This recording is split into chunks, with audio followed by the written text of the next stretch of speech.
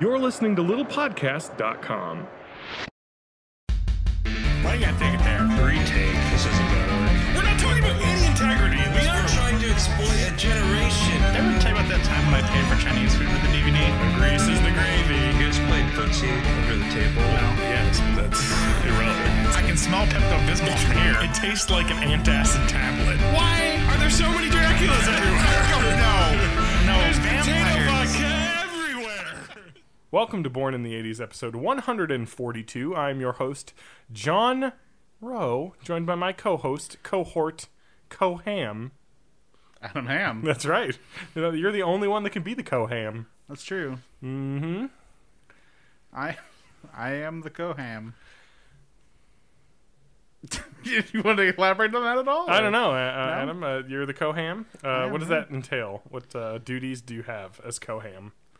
To converse with you. Yep. Okay. Did you To- bring topics? Some of these topics are mine. No, that's true. That's very true. There's some extremely old ones that you put up. Yeah. Well, they haven't been used yet, have That's they? true. That's very true. All right. yes, So I do. how's your week been? Independence Day. Yeah. It's been the 4th of July. It has been the 4th of July. We went. I came down to the ham layer. The Yeah. ham layer yes. for the 4th of July to celebrate independence. Celebrating independence for my girlfriend for a weekend. Oh, balls. Anyway, so no, I just took a trip down Okay. to Illinois, and that's fun. The drive is excruciating.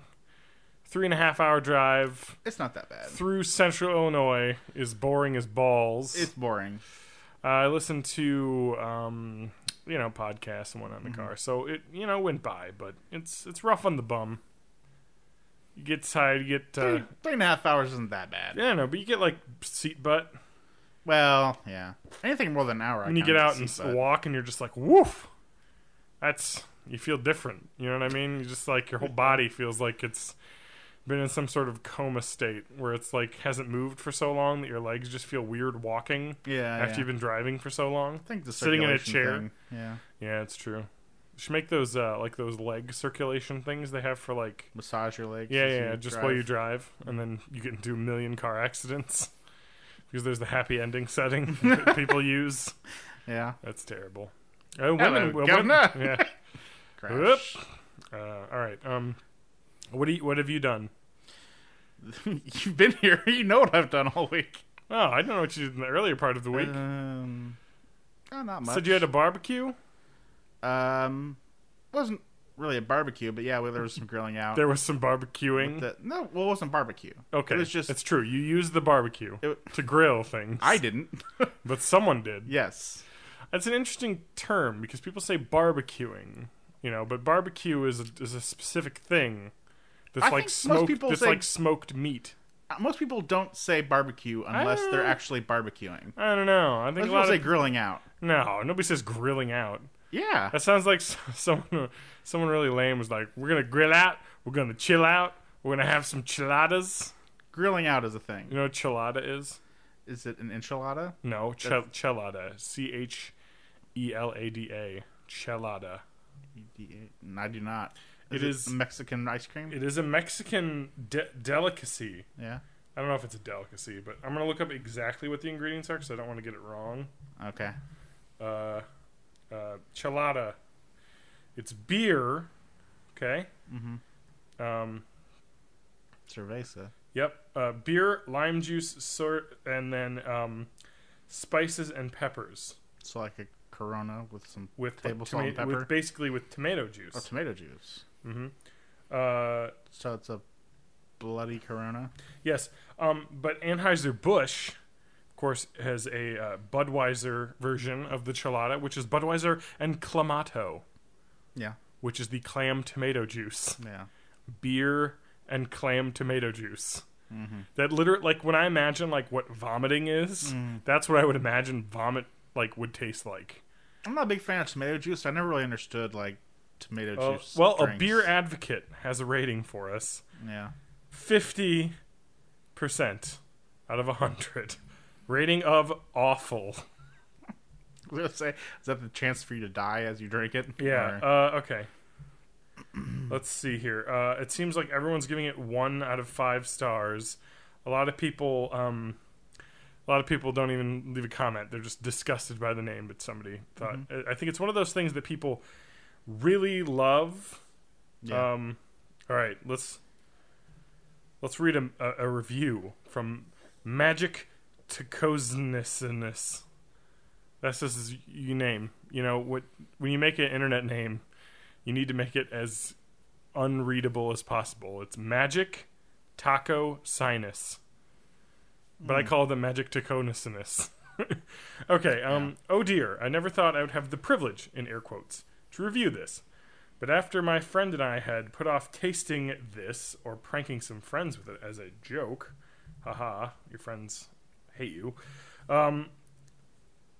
we decided to crack it open once, and after aging it for 8 months. Oh. Okay. I made sure to spin the can around to get the gleeful addition of Clamato residue throughout the whole pour. Oh.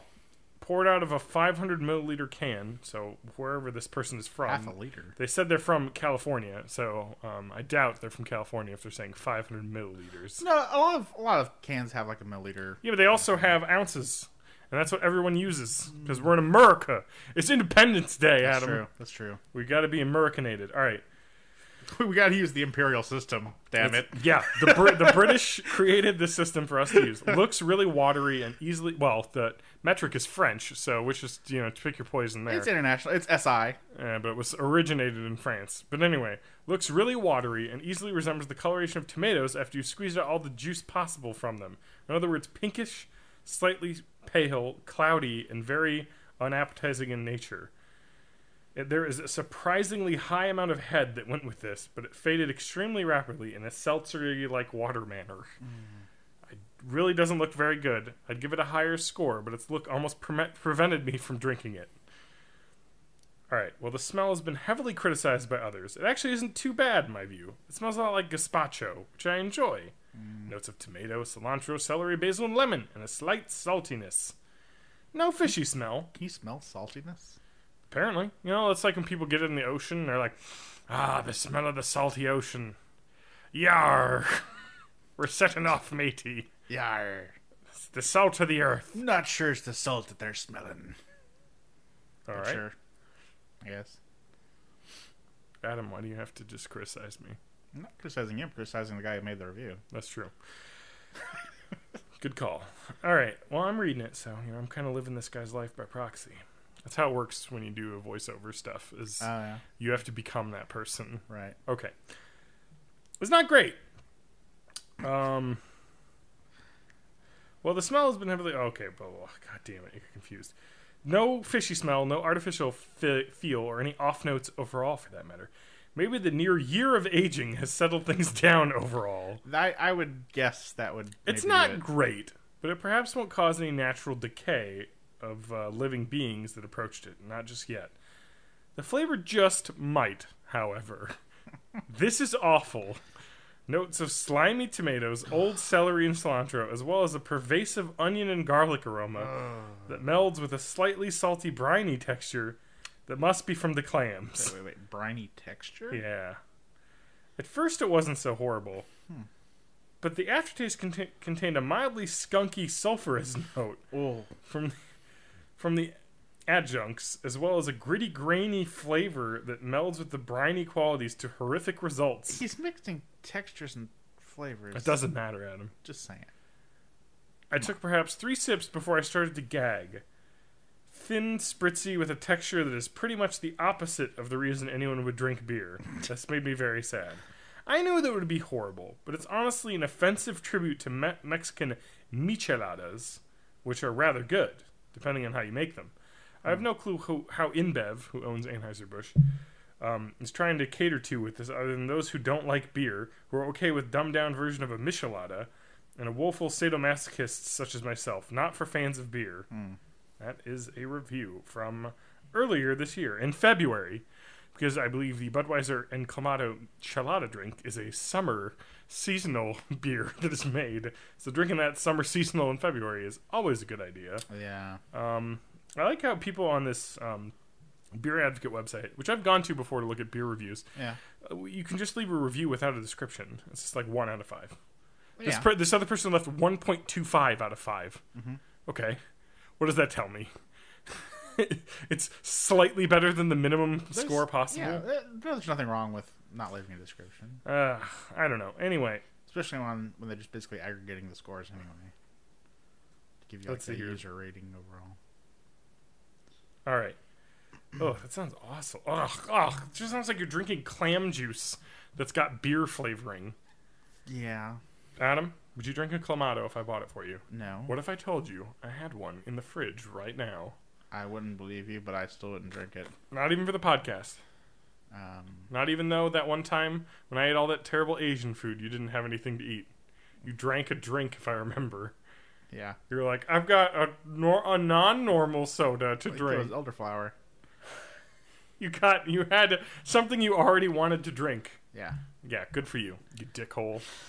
Listen, I told you, the selection around here is not... Yeah, you don't have a lot. It's basically not, like a Schnucks, a fucking Kroger's. There's like literally this town is like a strip mall, the city. There's a Myers. That's literally like what this city That's is. not It's kind of true though. fair. But it's true though. There's actual malls too. But there. Yeah. Okay, malls and strip malls. We have residential areas. Yeah, like such as we're in now. Yep. All right. Next to a road in which police cars zoom by at seemingly large amounts of times every day. I'm on a pretty big street. They're on like a thoroughfare. I am, yeah.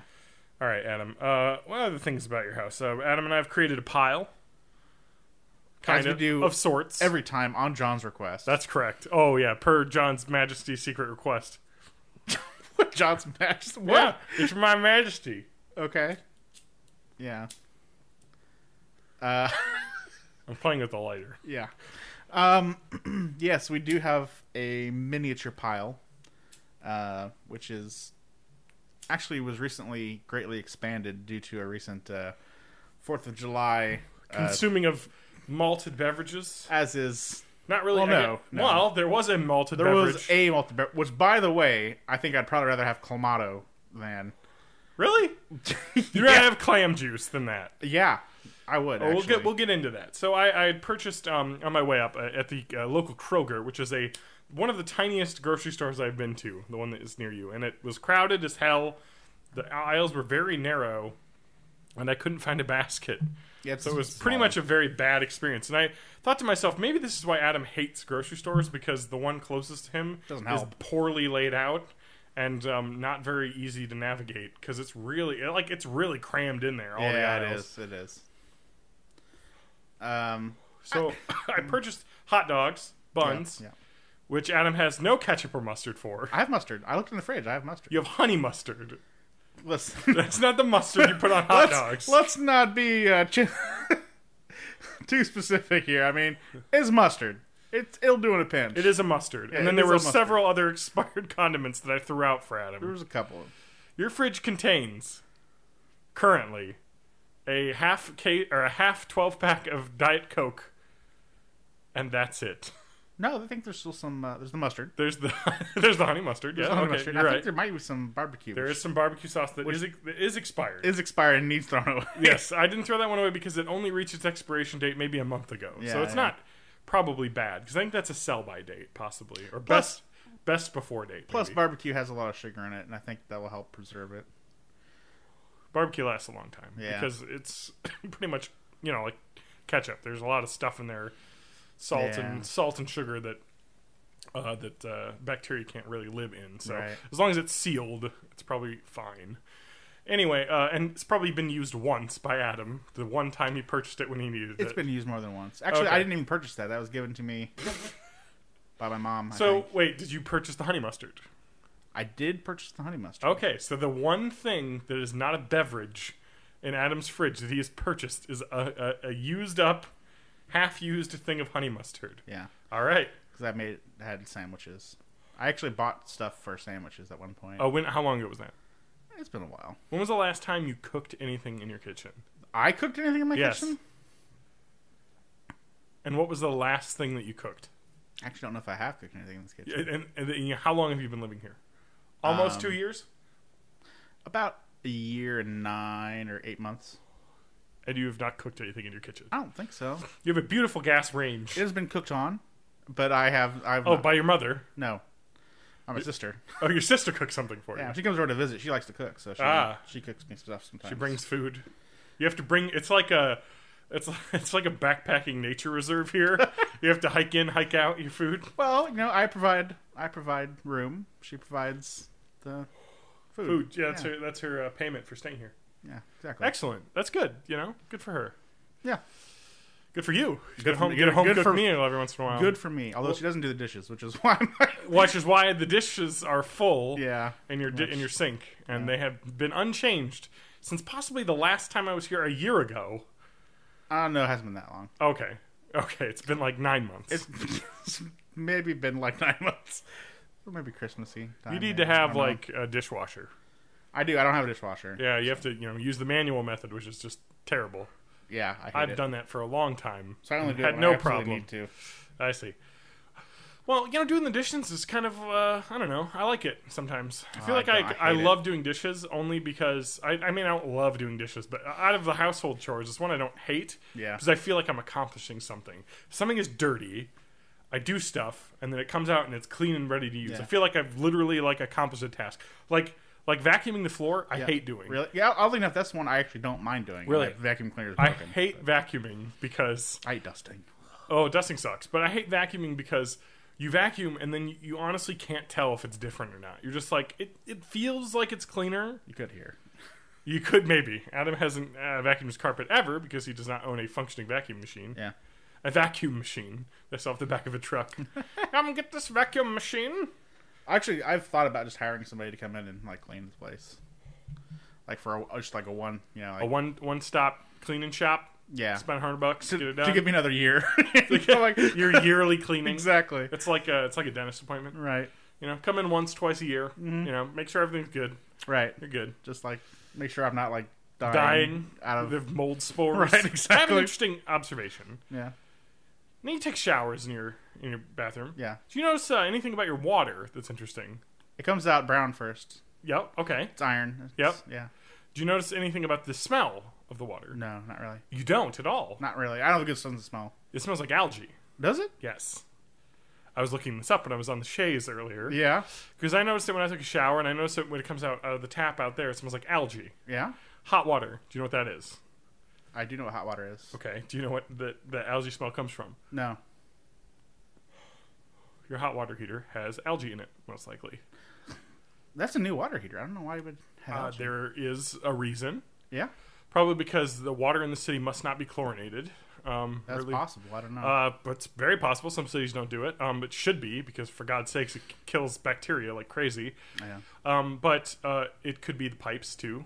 I bet it's the pipes, because this place has old piping. But it could be as simple as your hot water heater is not turned up high enough. Oh, really? If it's below 130 degrees, bacteria can form.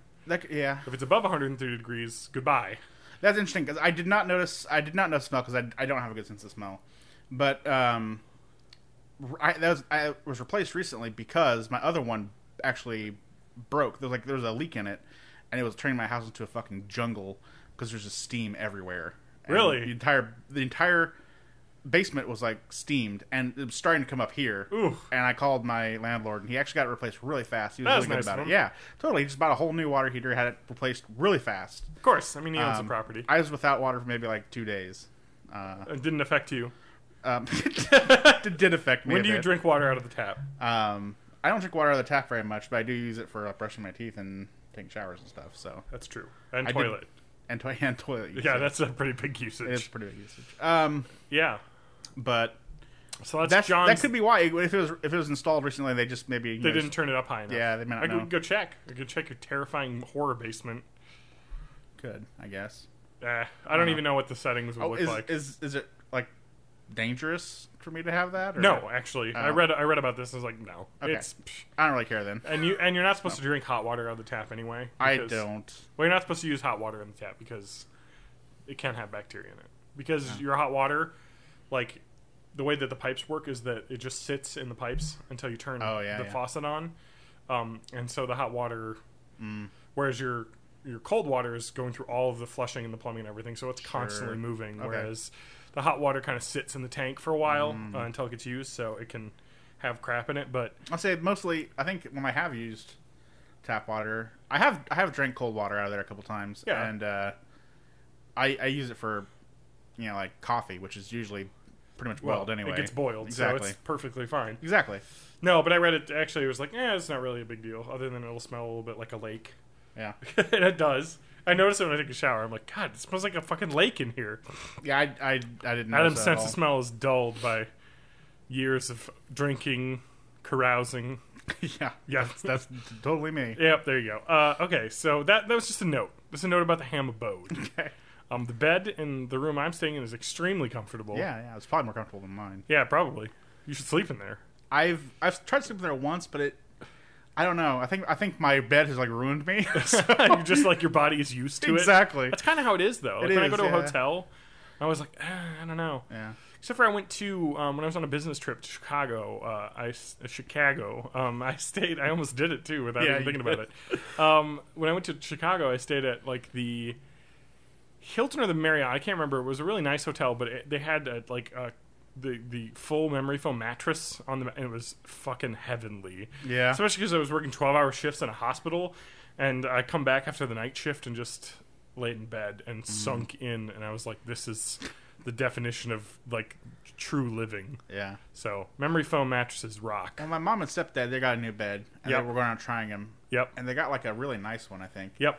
And I was trying. I went with them to try stuff out because I was thinking about getting a new bed myself. Yeah. I didn't because it was really expensive. Oh, of course.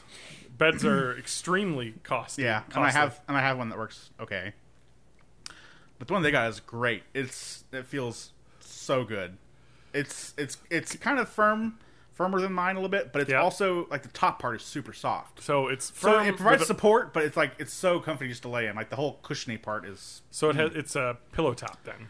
I think I think plush so. top. Yeah, those are incredible. It feels great. Yeah, the one we have doesn't have that, but I put a 3-inch memory foam on top and then a pillow top cover over that. So my bed's super soft. Yeah, but also it's got the firm mattress underneath. So yeah, it's got the support you need and the ability to just. My bed is amazing. And the problem is that mine has no support anymore. It's just like I'm just gonna sink into this and hope for the best.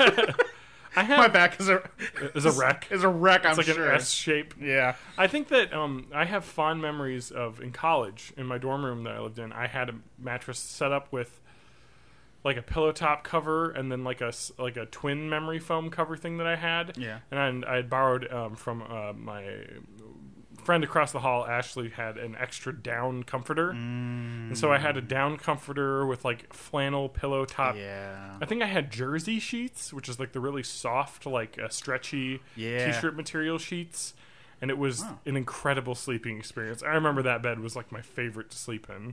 I love my sheets. My sheets are really good. Yeah, that's always important. That's one thing I've always. Sheets in the guest room are not that great. John says, spend a lot of money on a bed and a sheet. Yeah, I agree. Because you use it 7 to 8 hours every day of your entire life. So why not have the best? It's true. Same thing with eyeglasses. Always buy the best like lenses possible because you wear them constantly. So you should have the best vision you can at all times. Maybe with my next tax thing refund or something. Good idea. Spring for a bed. Yeah, I mean, I don't know. You could probably get a nice bed for $1,000. Yeah. If even less than that. Yeah. Since you probably won't need to buy all the pieces. Right. Do you have a box spring, or do you have a? I think I probably would just replace like everything. Do you have? Is your bed on the floor or is it on the floor? That's not good either. Well, no, I do have box springs. Yeah, but the box springs are on the floor. Yeah, so. the box springs are supposed to not be on the floor. Yeah, I know. For 100% effectiveness. The frame on that broke before I got it. So, yeah. I had a bed that was like that too, where the frame was busted. Mm-hmm. My box spring in my current bed, I think, is kind of a little cracked in some spots, but my headboard is literally just like wedged between the wall and. Oh, yeah, it's not fastened in. No. Oh, it's like your old bed was. Yeah, it is my old bed. Oh, I know. That's how old it is. Same setup. Yeah, well, mattresses last like 10 years. Yeah. So it's probably older than that. Oh yeah, mine is too. But I mean, like who cares? Flip it every once in a while, you're good. Indeed. Which Adam doesn't do, but I did fairly recently. Oh wow, well, there you go. All right, so that's mattress talk. Moving on, Adam. Mm-hmm. How you been doing? I've been doing good, Adam, John. what grinds your gears? What grinds my gears? Yeah, Adam. We always talk about what grinds my gears. What grinds your gears? Not a lot. Okay. Trying to think. I don't know. I'm pretty easygoing. I can't really think of anything that really grinds my gears. You have no personality? Is that what's going on? Well, it's just, put it on the spot like that. It's Put hard Johnny on the spot? Yeah, I think I said something the other day, didn't I? Something that annoyed me? I don't know. Fucking... I don't remember. I can only imagine it was... I'll tell you one thing that annoys me. Okay. It's bitches coming to my house and complaining about staying there. Yeah, no kidding. I hate religious posts on Facebook. Oh. They really annoy me. Like, God did this. It's a baby that's dead. God did this. That's what Adam would post. I would not. In response. Yeah, maybe. I don't know. This is one of those things where every time I see it, it kind of... And usually it's not even... I don't necessarily mind people being not too obnoxious about, religious posts. But it is. It's totally... That's like when you see, like, the image. And it's like the fucking sunset. And it's like the verse and... all kinds of like, just where it's just a random Bible verse, or something like just blatantly like that's not even right, biblically, or something like used completely wrong, or I don't know. It also goes too with I was like, there was a family member recently who posted something on. Can you call them out by name? No, I won't do that. I mean. They put something on, I think, energy drinks, like some kind of study on energy drinks. Oh, gosh. And we can get to what grinds my gears next. They posted something like to their son, and so pay attention to this. And it was the study, and I was actually reading through it, and I'm like, okay, it's an ongoing study. There were 18 subjects, 15 of which were male, and it's supposed to be something about like how it does something with like heart plasticity or something like that. And it's basically they gave them an energy drink, put them in an MRI, like before and after. Or like before, like, and during the drink's effects or whatever, or after they drank it. Yeah. And their hearts were a little bit worked up and stuff like that. And it was like, and it erodes teeth. Now, like, I clicked on the linking dental study, and it was like, we set teeth into like so and so energy drink for 15 minutes a day, 4 times a day. Yeah. It's like an hour's worth of complete soaking. Yeah. And I'm like, who drinks energy drinks to where their mouth is their teeth are literally soaked in energy drink for an hour a day? Yeah, you're supposed to brush your teeth. You'd have to do nothing but drink energy drinks for that. Yeah, basically. And they didn't do anything like teeth brushing. They put in like a water like saliva thing afterwards or something. Yep. But I mean, it's Adam just and has also issues with the validity of the stuff. Yes, and it was in the same article they had like, look at all these things in energy drinks. It was like aspartame. Sucralose. Sucralose is a chemical, and it's like, it's a chemical, but so is fucking everything. Potassium benzoate, which is used in everything as a preservative and has like no real bad effects unless you have it a ton. Like everything, things are literally less toxic than water. Yep. And I did the thing where I wrote out my response. Even a polite response, even. Yeah. And I think it was at like 3 a.m. and I even posted it. And then about 15 minutes later, I thought, and I deleted it. Yep. Because it's just not worth it. It's never worth it. It's never worth it. But it really grinds my gears. I see. I don't know. Yeah, it's stuff like that. That really is kind of what bugs me. Is again, Facebook. Facebook has ruined the United States of America.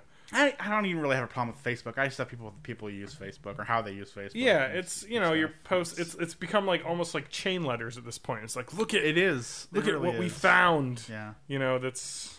I don't even mind that necessarily if it's just something that's kind of amusing or interesting mildly or something like that. That's fine. But when people like just start trying to make points on Facebook, I don't know. Yep. It's kind of like, I don't know. So I always hate articles that were like articles where people will post it and be like, "Oh my god, look at this." And it's like people post these articles on websites to get you to click on them. Yeah. These are not scientific articles that you're reading. These are not like cross-checked by other people. A lot of times they have ridiculously like false claims and whatnot. Yeah. It's just, I don't know. I usually at least try to, read like the article the article is based on or something like that, or take a look at it and see, or at least read through the article and see if they mention I know any details of the actual study. Yeah. Well, for instance, there was an interesting thing. I think it was New Hampshire, Vermont, recently passed into law that GMO foods needed to have labels now. Oh gosh. Haven't they pretty much always needed to have labels? No, definitely not. It was. Oh, you mean like vegetables and fruit and stuff, it's like any. Genetically modified organisms have never had to be labeled. Yeah. And so they're talking about every consumer product that has GMOs need to be labeled in New Hampshire only. Okay. This is the only ones passed this law. Yeah. So if you are, Kraft and you have multiple different things that you sell in only New Hampshire, will you need to label that it's GMO and not. Which brings me to my larger point about genetically modified organisms. And do you know what I'm going to say? That they're everywhere already, and that perfectly everything harmless. is a GMO. Exactly. Yeah. Here's the best way I can describe. So people are like, GMO. It sounds bad. Genetically modified organism. It sounds like something like Magneto is doing, like the X-Men. It sounds cool to me. Yeah, but like, it's like, oh my god, they're playing God. Right. And people have been playing God with agriculture, and I'm all for playing God. Frankly. Since we're talking 20,000 BC. Yeah. Corn. If you want to see what maize looked like in its original form, it's a stalk with 2 or 3 kernels. Through selective breeding, which is a form of modifying the genetic structure by breeding out certain traits genetically that you do not like, and breeding in, having more kernels per stalk, the ability to grow tall, to avoid floodwaters, all sorts of things like that, and that's how we get all of the crops that we eat today. All of them are genetically modified. All sorts of breeds of cattle have been, genetically modified. Your dogs are GMO, for God's sakes. Absolutely. They've all been bred. Because breeding is a form of genetic modification. It is. It isn't physically going in and splicing in genes into something, but it's pretty much the same damn thing. It's artificial just selection. happens. It just happens over a much longer period of time. It's not to say Monsanto isn't an evil, terrifying corporation, but what I'm saying is that thinking that a GMO corn is going to cause you to die of cancer versus a non-GMO that's technically GMO corn is ridiculous. Yeah, it's like to think that the genes in the food that you eat have been modified might affect your body and your genes are incredibly. I guess people don't get the point of how digestion works. Yeah. How your body breaks down everything into its basic nutritional parts. Right. Like salmon versus like chicken. Those are genetically extremely different. Does one make you sick and the other not? No. They're both proteins. Yeah. I mean, it's incredible. The genes we're talking about are incredibly, minuscule changes. It just blows my mind. Yeah. I mean, I guess someone who is... has a Bachelor of Science degree and has spent a lot of time researching scientific things, that you realize you're like, this is like people just going for a scare. I mean, the whole green food organic movement completely baffles my mind. Well, it's like it's like the organic thing too. Yeah, like where being prevented from using artificial pesticides, people are using all natural pesticides, which are worse sometimes than the ones that are designed to be human safe. Exactly. It's just okay, it's kind of like I don't know how to describe it, but it's kind of like a Wild West when it comes to pest control. It's just, I think that the thing is that fundamentally everyone wants to be healthy. They want to eat what's best for them. They want to not die because they ate crap, unless you're Adam and you don't care. Wouldn't go that far. Well, care less. But certain people care a lot. And, of course, it's very important for you to care a lot about your health and what you're eating. That is a good thing. Sure. Very good to know what you're eating. But people that we're talking like raw foodists, we're talking paleo diet people and things. It's crazy. Yeah. You should eat what you want to eat and don't eat too much of it. It's also that is my sage advice, and that is Yeah. and just organic food. It's just gluten free, fucking chia seeds and all this crazy shit that these like green coffee bean extract. when people yes exactly Dr. Oz for God's sakes, but like when people don't realize when you go into a store like a organic food co-op store that this organic food you're having is being not genetically engineered, but engineered for you to purchase it because you think it's healthier than something else. Yeah. When it's not. It's just basically taking out, you have a box of cornflakes and then you have a box of like, Nutra Super Grain 100% cornflakes. What is it? It's the same goddamn thing. Right. It's literally the same goddamn thing, but it costs $4 more and you feel better because you're eating it. Yeah. And yeah, I mean, okay, so And usually it doesn't even taste as good. no, exactly, because they don't have all those chemicals in there that make it taste good. No, Exactly. but like, Well, to make it healthier. yeah, exactly. And They add the extra definitely, vitamins that yeah. actually are poisoning children, but that's another story because supposedly cereals that are enriched in vitamins are enriched for full-grown adult portions, and children are getting too many vitamins, which is a bad thing. Yeah, definitely. You can't have too much, but. So, like, another great example is I was sitting in a Pasquale's, which is a Mexican foodery, and there was a girl that was talking to her mother, and I happened over here because this is one of my one of the things that grinds my gears is college students, and which is bad because I was one, and I'm sure I was terrible like these people were, but I'm past it. I've grown out of it. I admit that I was probably awful, but. She was complaining about how she was getting a headache, and she said that she was certain that she had a gluten allergy, and she was asking if there was gluten-free things at this Mexican restaurant that serves tacos. Good luck. In flour tortillas. We can give you meat. You want meat? No, she's organic. Is this organic meat? Of course it is because it's Pasquale's. I'm vegan. Can you give me something gluten-free? Yeah. So Good luck. it's Vegetables. oh god. So here's my thing. You have a headache.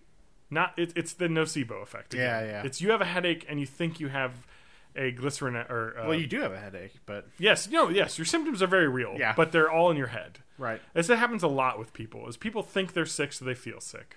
If you don't think you're sick, you'll feel better. Yeah. For God's sakes, get your mind right, son. Oh God. Yeah. I've gone too far down the hole. I hate fucking everything though. I can't stand. I Yeah. can't stand it because it's just the worst form of. Because these people prey upon. This is like the worst thing in the world. Is that these people prey upon your need to feel like you're going to be happy and healthy and safe and eating good food. They prey upon that by selling you all of this propaganda that the food that people have been eating for hundreds of years. Yeah. Is somehow worse for them than this new food. You know what I mean? Yeah. And we're talking about, oh, fuck's sake, what is that? Quinoa. Quinoa that is... Quinoa? Yeah, it's called quinoa. Quinoa? Yeah. Is that what it is? Yep, Okay. that's how it's pronounced. Quinoa. Quinoa, which is, from... oh, God, I can't remember. It's Chile or Argentina or something. And it's destroying the rainforests because they're chopping down rainforests to grow more of this cult, like, new fad food. Right. I mean, for God's sakes. You buy this organic Your meat substitute. crackers that you got that were shipped from Canada when you could get crackers that were made in like Pittsburgh. Right. You think of those having to be driven down from Canada so you can eat your organic crackers versus your regular crackers. And they're crackers. And the reason why you have a headache is not because you have a gluten allergy, it's because you had 4 slices of pizza and drank 12 beers. Yeah. That is why you are sick. It's not because there's gluten in there, because gluten allergy is extremely rare. Yeah. Like, it's less than % of all people have it. Right. I mean, it's exceedingly rare. And those people that do have it know they have it. Right. Because if they eat gluten, they get extremely ill. Yeah. Like, can't get up out of the bed ill. And if you just have a little tummy ache because you ate too many chicken wings Yeah. that have breading on them, does not mean that you have a gluten allergy. It means Right. that you ate too much because you're a glutton. Indeed. Sorry, fucking people. The claws come out. Also, I might be backtracking a bit here. Sure. No, feel free. I need to get off my rant. One of the funny things I found funny too is, do you remember that thing that happened with Kirk Cameron and what's his name, Ray Comfort? Sure. With the banana thing, possibly. That video of them talking about how the banana, like the evidence of God's existence in nature. Okay. Because banana was like the perfect fucking fruit. Because bananas were genetically modified. Because bananas are going extinct. That's the thing. I did see something that was like my favorite comeback to that. And it was like, you mean this banana? It showed like an ungenetically modified banana, like wild banana. Yeah. Which is nothing like a regular banana. Green, gritty, huge mealy, seeds, giant brown, seeds. Yeah, like plantain looking, fat, long. Just, yeah, completely nothing like a banana that you would... All these things he's describing as, you can tell God loves us because the banana... curves to fit your hand, curves up towards your mouth, has a pop top, has a color indication system for when it's ripe. It's like, because this is how science is. It's where you have a thought in your head, and then you look at something and describe everything about it. Yeah. You know what I mean? It's like, trees. God loves us because trees have branches that cover you and shade you Right, when you're in the heat. Of course, that's why they're there. so the word Christopher Hitchens uses is solipsistic, which basically just means kind of like narcissistic, you're thinking that you're the center of the universe. Yes, that everything was created to suit you. Yes, exactly. Yes. Yeah. Interesting. What was the comeback? I'm sorry, I didn't hear the comeback. Oh, it was just a picture. It was basically a picture. It was like, you mean this banana, or Yes. like, or interestingly enough, bananas are extremely in danger because there's I can't remember exactly what type of disease it is. Some sort of fungus that's affecting bananas because bananas are all genetically identical. Every banana tree that sells bananas is because they all came down from one like modified, genetically modified strain of a banana plant that has tiny seeds that are edible and lots of the meat part that's super smooth and very sugary. Yeah, it's good stuff. That are very delicious, Yeah. especially with peanut butter. Oh yeah. Oh, banana peanut butter sandwich, best thing in the goddamn world. Lauren had never had one. No. I made one for her, and she was like, "Oh, this is really good." And I was like, "Yeah, it's fucking good. Yeah. Fucking banana peanut butter sandwich. I don't know how you could go that long without Fry it up too. Well, I don't do that. Oh, you gotta do it. You ever fried peanut butter and jelly sandwich? I don't know if I had a fried one. It's pretty good. I bet. Oh yeah. Actually, I might have because I don't know. I think I might have had one like a George Foreman type of grill situation. Oh yeah, where it was I've like- done that. Yeah, yeah, it's just like a peanut butter and grape jelly like panini. Basically, Yeah. they're delicious. good stuff. Yep. What were you going to say? I'm sorry, I cut you off. Oh, I was just gonna say I think it's kind of similar with seedless oranges, where I think they're all kind of there's not like a threat to them or anything like that, but they don't since they don't have seeds, they can't reproduce, so they're all done by like I can't think of the word. It's a thing where they do this. They attach the branch to a current like tree, and it a way of growing new. Yeah, and I can't remember what that is. Yeah, It's like splicing or something like yeah. that. They put it on there, and it Yep. like it grows. From that part. It's like fucking T1000. exactly. You put a branch on a tree and it like grows into the tree. Exactly. That's kind of how it works. Yeah. Basically, yeah. There are a lot of plants that I do forget that. what the technique is called. They use it in like roses, I think, too, all the time, or something like that. But Yep. I'm pretty sure it's the same thing because like there was basically somebody found a tree with like seedless oranges and like, oh, this is great, and then they just like took like snippings from it and they just use that now. To yeah, give us seedless I oranges. think that's the case. That's pretty cool. You know? I mean, they could probably do it genetically now anyway. But Yep. Because goddamn it, we want our foods like not genetically modified by people, but just over thousands of years of evolution. Right. Because that's Happenstance. way different.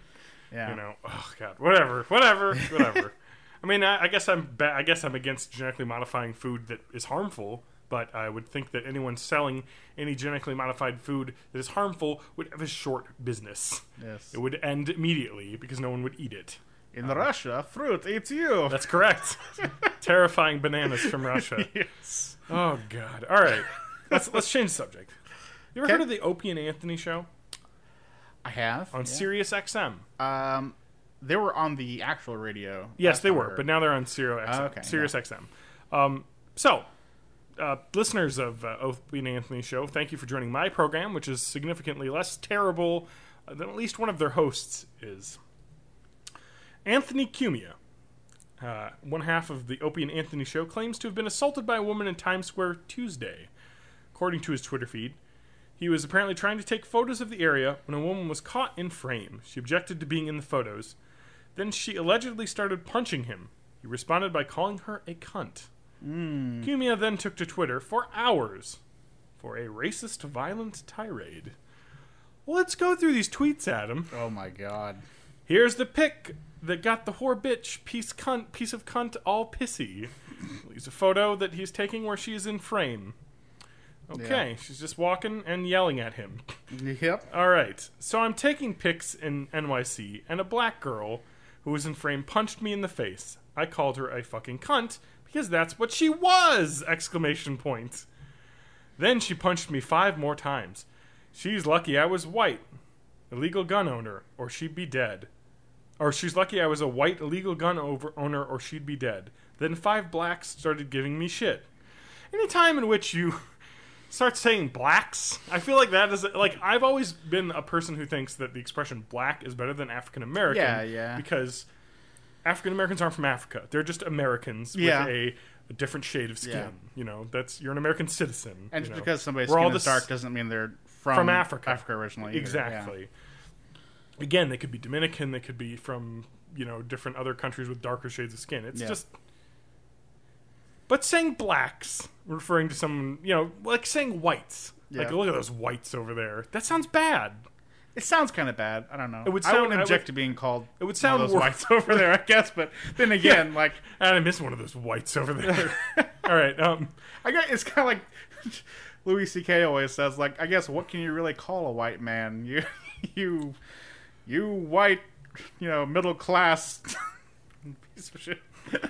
All right. Yeah, I know. You I fucking butchered that. Soylent drinking motherfucker. So you soil drinking motherfucker. I told them to back the fuck off. This wasn't their show. The cunt then punched me again. Seems white boys don't hit back. Lucky Savage. Ooh. Yes, I would like to mention that there are 28 horrible individuals in the world that have favorited that tweet. Maybe, hopefully, they were favoriting that to show that terrible thing to their friends. Hopefully. 6 retweets. I wish a cop was around, although she said she'd tell them I was sexually harassed her. Lying cunt. I hope she gets shot in her ass fuck face. Ugh. Wow. Okay. They aren't people. That's a tweet. They aren't people. Yikes. Who you calling they? Yeah. I'm fucking livid. If I was an illegal savage, I'd have shot her. Oh. The IR violence in her was so predictable. I hope she gets killed. That is so beautifully ironic. I know. Motherfucking chick's violent. I hope someone murders her. Exactly. Like, okay, all right, let's think about this The rationally. irony in that is beautiful. Oh, It's wow. a jungle out in our cities after midnight. Violent savages own the streets. Oh. They all came to defend this pig. I had to yell at like dogs, or yell like at dogs. Yikes.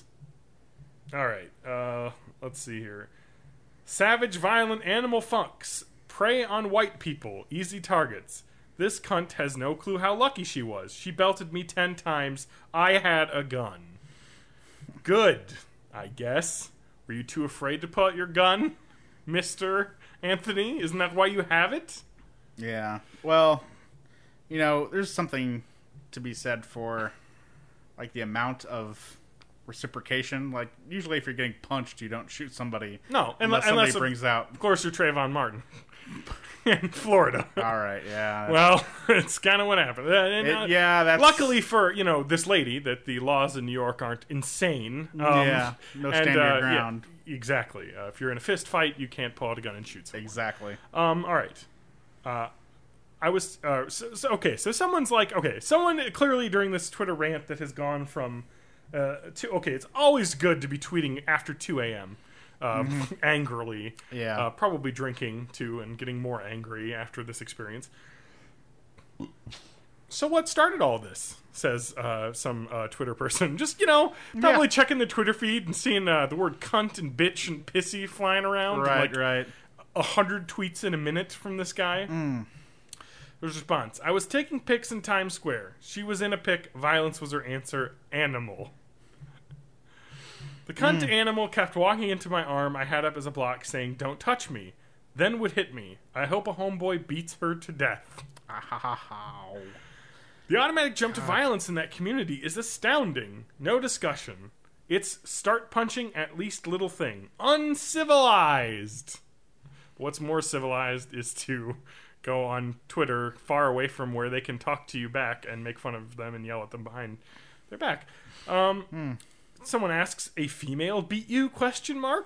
No. An animal bitch used its instinctual violence on me.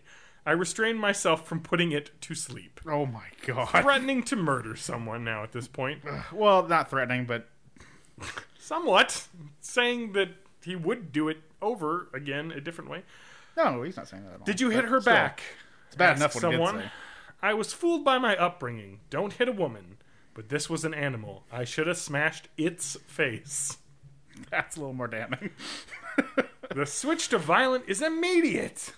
No discussion, just violence. When will that be addressed? Oh, right, never. Slavery did it. Oh, okay. Okay, we're getting a little straw man-y here. Okay, so, I don't know Anthony Cumia. I can only assume that he's some wop... No, I'm kidding. I can only assume... I'm just going to his language. I'm kidding. I would never use that term. I'm joking. But I can... I know.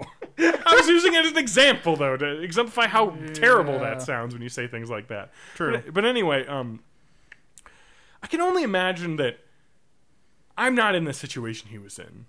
But I can't imagine a situation in which you're taking pictures and someone tells you to delete a picture because they didn't want to be in it, and they punch you immediately. Going off of the way in the vitriol that this man had, I guarantee you he said, "No, I'm not gonna, bitch," or something to him immediately. I guarantee you he was not the one that started the altercation. I'm sure she escalated it probably farther than it should have been, but I'm sure he egged her on just fine. I don't know. I'm not gonna make any assumptions, but There's a deep-seated problem with violence in the black community. I bet you a lot of black scholars would probably agree with you on that. But I would say there's deep-seated violence in the white community as well. I would say pretty much all of America has a problem with violence. To address it, and you'd be exiled to Racistville, but it's real. I disagree with your last statement. I think violence is actually going down. I guess. I think that violence is going down in a physical sense, but I feel like people are as combative as ever. Especially if you look online, go to YouTube and look at any video and read the comments. Great pick of the cunt rag, bitch fuck, animal pig, worthless meat sack, shit pile, stink crotch, ass stain, rot bung, ... Here's a picture close up of her that I can only assume he snapped at her as she was yelling at him. Oh yeah, definitely. A tipster tells us that Cumia has a long history of racist tirades. If you know more, leave a comment. Cumia has since deleted all of his tweets. Screenshots of the tweets originally embedded to this post have been added. So, there you go. Yeah, man. Someone, the guy who wrote the article, has asked SiriusXM to comment on the tweets of their employee. Oh my. If you Google search Anthony Cumia racist, there are very, very many... Oh. The Opie and Anthony show is now just the Opie show. Really? SiriusXM has fired him. Really? Yes, this happened actually the day after, when I was driving up here, so I didn't see that. Sirius decided to cave and fire me. Welcome to Bizarro World. Fired for shit that wasn't even on the air and wasn't illegal, so who's next? I agree, partially with that. Was not on air. And it's not illegal to be a racist dick. But it's also perfectly within their rights, according to laws, to fire you if they don't think you're a good employee. This is the same thing as the Phil. What's his name? Phil This is kind of the same thing as the whole First Amendment. As the First Amendment gives you the right to go on your racist tirade, and the government can't stop you from doing it.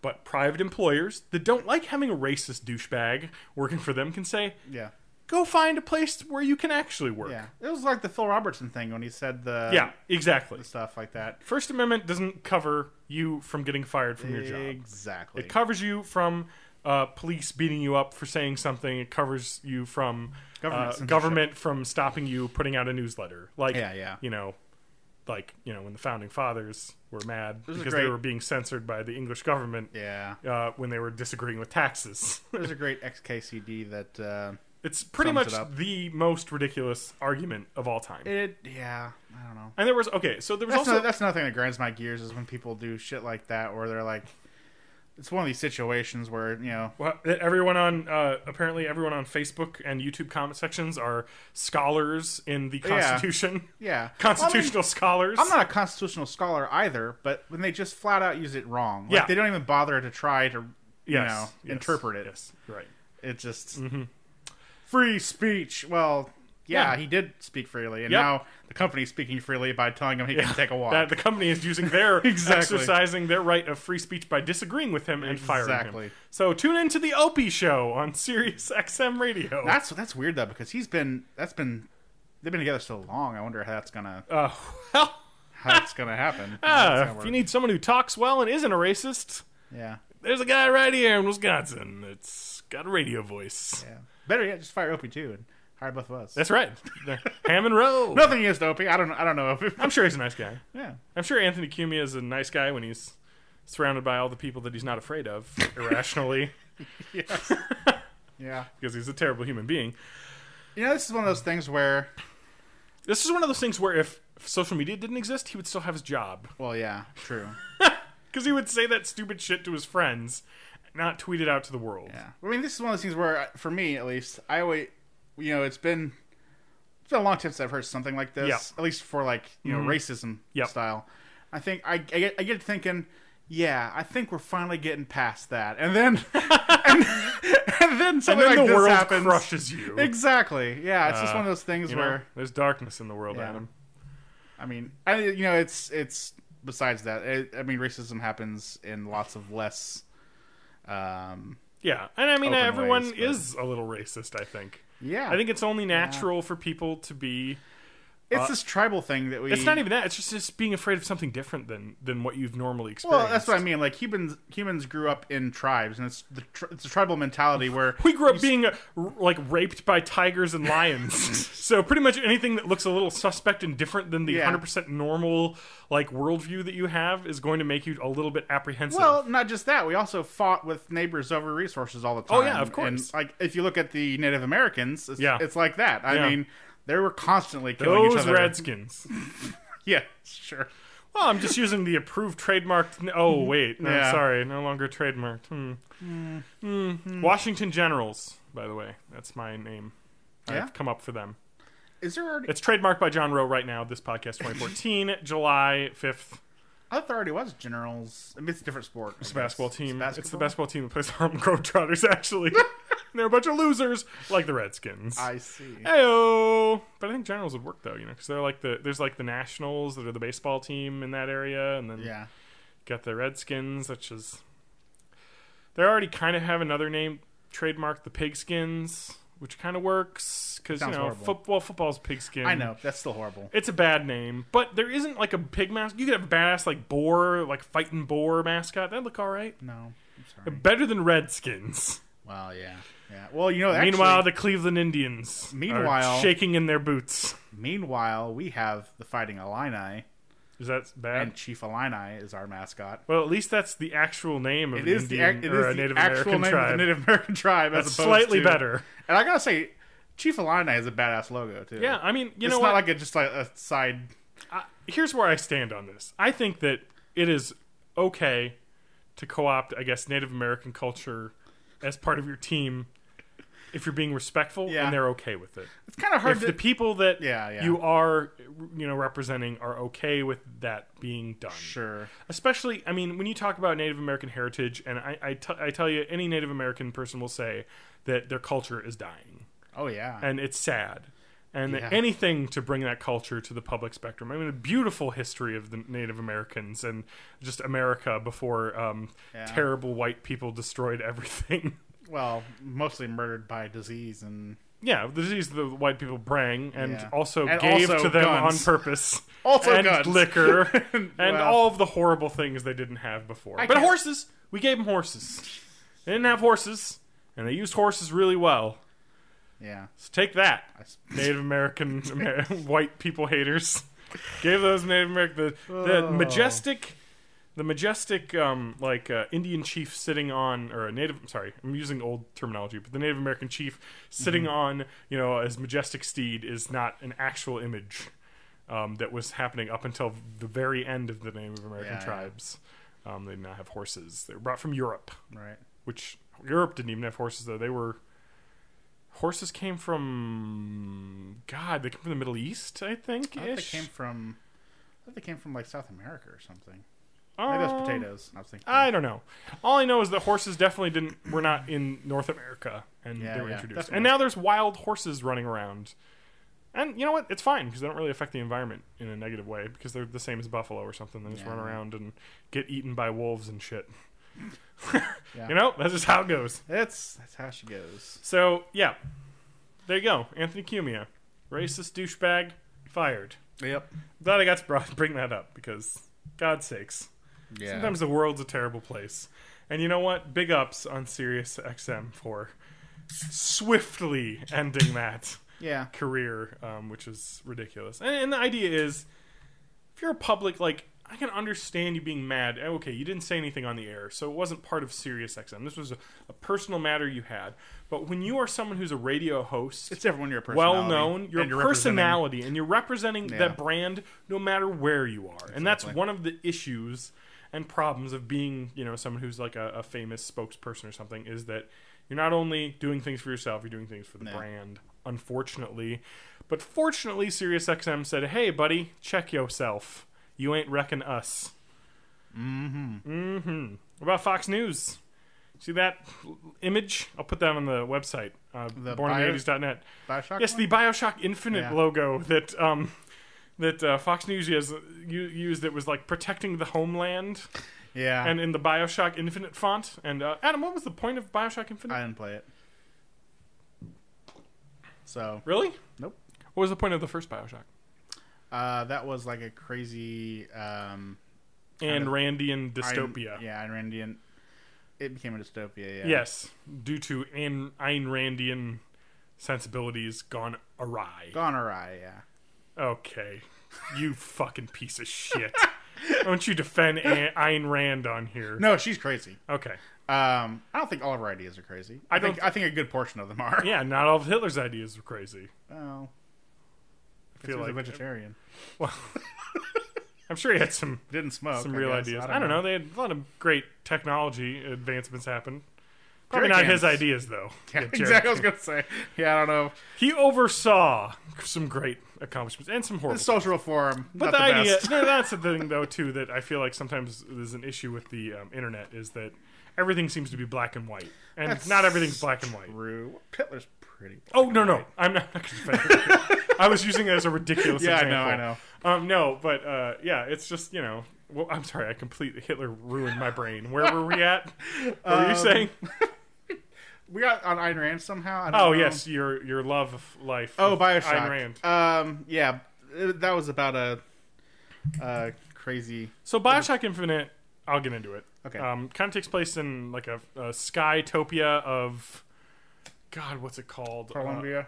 Columbia, yes. It's a floating sky city in like the 1910s, 1920s, something around that age. And it's like a utopia for American citizens. And it's like all pro, like America. It's very jingoistic, They nationalistic. worship the founders, right? Kind of. Yeah, they worship like the founding fathers. They're like pro-constitution. They're like God is part of the Constitution and all this. That extra sounds pretty familiar. It's not true, but it's not at all. It's not, no. One Nation Under God was added in the 50s Yeah, I during know. the Red Scare, but that's just something that everyone doesn't realize that was something that wasn't originally Something part of it. atheists realize. Yeah, that's true, but So there have been many cases. it's kind of ridiculous because the whole. I feel like a lot of that was lampooning the Fox News style rampant loudmouth. I think it was mostly in response to like Tea Party type. Yes, stuff. exactly. Well, yes, more that. But I mean, again, the Fox News has been very kind to Tea Party people. No doubt about that. Yeah. on their broadcasts. Yeah. Much kinder than many other news outlets and rational Though people. they did get rid of Glenn Beck. They did, but that was probably because his ratings suck because he's boring. Kind of. I did enjoy him and Penn Jillette talking. Oh, he's an interesting guy. Yeah, he's he got a lot of opinions. Yeah. He's got a lot of them. Validity, not included in that sum. And it's so funny because I agree with like Penn Jillette on pretty much all of his stuff. I just don't think much of it's very practical. Oh no, exactly. Like I That's completely agree with his it's the same philosophies. idea with like socialism. Yeah. In a perfect world where everyone was totally a good person, striving hard for a goal on a communal farm, working together, it's perfect. But humans are a gross, terrible species. Yeah. Full of people like Anthony Cumia, who are horrible. Could you imagine sitting on like a fucking cab with that guy and him starting up a conversation with you? He's just like, blacks. Like, Anthony! You think there's just like a conversation opener for him? He's just to like test the waters. Like, all right, how's he going to accept me just saying blacks? He's like, oh yes, the blacks in my shirt are very nice. And he was like, oh damn, it's side. He threw me a curveball. Yeah, I don't know how to. Yeah. Ugh. Anyway, no, but like the whole point of that is kind of like the Tea Party, vanquish the foreign outsider invaders, and Fox News was using it for like a protect the homeland from outside invaders. And it's like the whole point of this is like these people are evil, terrible people in a like dystopian society. It's like you die. It's like people that think Stephen Colbert is like right. You know what I mean? Yes. Like, are like, yeah, I agree with what he's saying. It's like, well, bears do need to go down. Kind of a parody, actually. That you're agreeing with. Well, there was actually some interesting. Someone had posted some fan art of the game and like one of the like Comstock like sayings or something. Yeah, I can't remember. It was like some scripture, and it shows like an American like pointing like at Native Americans to leave, and like they put it up on their like Facebook post as like, this is exactly what should go on. And it's like, oh God, no, you people. This Sky City was brought to ruin by people like you. Yeah. Fucking Christ, man. People are ridiculous. They didn't accept Lincoln, though, right? I thought they was like... No, Lincoln was terrible. Yeah. He didn't follow the ideals. He wanted the outsiders in. Right. BioShock. Good franchise. Yeah, you wouldn't know, though. You haven't played any of the games. I played the first one. Have you finished I it? played a lot of it. I haven't finished it. Yeah, that's right. I played a lot of it, though. Over half. Too scary for you? Not really. It's not too scary. I played more than half of it at one point, and then I had to restart. And I got partway back up to it, and I was like, I don't want to play through all this again. So yeah, I watched some really interesting. I watched. So the Summer Games Done Quick ended. For those of you who don't know, it's like a speedrunning video game community that does charity. Yeah. They raised over $750,000. Sorry. It was $0.75 million towards Doctors Without Borders. Awesome. Just by playing video games on Twitch for an entire week and playing them so fast that you can't imagine how they're finishing these games. Yeah. Like elite skills. And I watched a playthrough of BioShock where he was just using like the... it's the telekinesis power where you like pick up things and throw them to like crazy like game breaking effect, like throwing things over like barriers that hit things that activate other things and teleport you between areas. Like it was like crazy breaking of the game to finish it in like 2 hours. Actually, I kind of read that note. I'm pretty sure that the record for beating Super Mario Brothers 1 without cheats was broken recently. Oh, really? Yeah, I think it was by like... I want to say it was like 0.4 of a second. Or wow, really? Or like 0.8 of a second. It just shaved a little off? It was... Or maybe using like a couple seconds. It was somewhere between like the 2 second to like half second range. What's funny and interesting about that is I watched it all and it was impressive. Is that I know people have done tool assisted speedruns and things like that. And like a tool assisted speedrun is where you have you upload a copy of the game to your computer. You play it on the computer, stopping every frame to get like the exact perfect and rewinding and getting the exact perfect movement through the entire game to like go through it as quickly as possible and spectacularly as possible. And so that's like a baseline setting of how fast the game can be beat. And you think about it, like Super Mario, like the first game, Super Mario Brothers, probably has a set. This is as fast as you could possibly beat the game. Definitely. Like, you know what I mean? Like there is like literally because there's not a lot of things to the AI of the enemies. They don't really have anything besides the normal path they go on. So you could, if you do a perfect run, possibly hit a score that no one can beat and only could be tied for the fastest. Totally. I'm sure that'll never happen because of human issues. I was impressed with this guy because of course these guys are obviously obsessed about. They spend hours and hours. Like you you and I do hobbies and things in our off hours. Their hobby is just playing Mario Brothers over and over and over and over again. But it was like on Twitch. streaming to people watching them, and they have communities. It was the point where like people in the comments were like, I don't know, this seems not quite right. And he's like, oh no, it's because they were seeing like his figure overlapping a little bit with like plants when they would jump up. He would like jump on the edge of plants and like hop over them or hop straight over a plant at its full apex. Yeah, and it looks kind of like the plant is actually touching him. They're like, well, I'm calling bullshit on this. It's like, no, it's actually the pixels are overlapping, but it's hitboxes. There's still hitboxes there, and they don't cover the entire figure. Yeah. So he's like overlapping pixels. So Mario's like toe doesn't count as a hit when it touches. Exactly, yeah. So it's fine. Right. Yeah, that's pretty cool. It's nuts. It's like, and that's years and years of a community researching on like the fastest routes through a game. And it's incredible to watch. The speedruns are really great too because they have a lot of donations, a lot of fun, and these aren't like they're trying for record speedruns. These are a lot of explaining how the tactics they're using and the routes and everything and how everything works. And I sometimes will just put that on and it's interesting stuff. Just be amazed at how quickly they can go through a game. I think they did 100% Final Fantasy VI run. Yeah, I heard about that. That although it's like 7 hours long because they were doing optional bosses and everything. It was literally 100% completion of the game, which includes like random generated bosses that are hard to find and stuff. So that'd be nuts. It'd be fun to watch. I mean, I don't know if I'd watch a full 7 hour run like that. Oh, I know, right? It's like, I mean, I'm kind of interested, but show me the highlights, which they do actually. A lot of them will do highlight reels on YouTube of like the amazing moments, like when someone makes a cool save or something, and those are pretty cool. Exploding boss AIs. Yeah, exactly. Like people breaking the game in really interesting ways. Super Mario 64. Is a game that's been particularly like destroyed.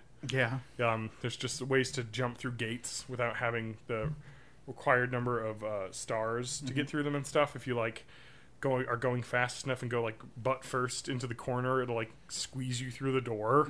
Before it's open, so you can like beat bosses. I saw one that was it used a glitch, but it didn't. Other than that, I didn't use any tools as far as I know or anything like that. And it was a Dark Souls. Like beat the entire game in I think half an hour, maybe a little bit less. But you have to basically just play through almost the first half. Yeah. Itself. But I mean, he was going, and this just drove me nuts. Yep. He was going through because armor slows you down, basically naked with a weapon. Yeah. And this was an extremely difficult game. Yeah, and it was just driving me nuts seeing him do it because I'm like, one hit from this boss and you're dead. Yeah. And it's just nuts to see these people who have like gained these boss AI so they know exactly where to hit, where they're safe, stuff like that. He's going through Dark Souls with no armor and like a big two-handed sword slow attack type thing. And then he completely skips the second half of the game, all the second-hand bosses, by like falling through a area. So I think he did die once, but it's like it's fucking insane. Yeah. Where you just skip to the end boss and it's like, he parries every attack by the end boss to kill him, like, It's doing these like fractional second click or like button presses to get it perfect. It's crazy. All right, here we go. Adam. Yeah. New species discovered in world's deepest cave. Ooh. Yeah, you're gonna have a hard time getting that because I didn't make a link actually. So there's a completely new species of ground beetle that was found, Duvalis abyssimus, which is a sweet name. Was recently discovered by scientists exploring the subterranean fauna living 1.5 miles below the Earth's surface. Yow. In the Krubera Voronya caves in Russia. In Russia. Russian bugs. In Russia, bugs on dark caves on you. Yeah, totally. I think that's how that phrase goes. All right, so apparently... quarter an inch long. Looks like your typical ground beetle, but I don't think it has any eyes. Completely, adapted to cave life. No coloring. Finds a way, Adam. As Dr. Ian Malcolm famously said in Jurassic Park. The chaotician. Yes, the chaos theory scientist, of course. Mathematician, actually, yeah. The distance from the base of the Krubera Voronya systems is 7 Eiffel Towers. Ooh. Ambient temperatures are consistently below 45 degrees Fahrenheit. Yeah. These bugs are living in 45-degree weather.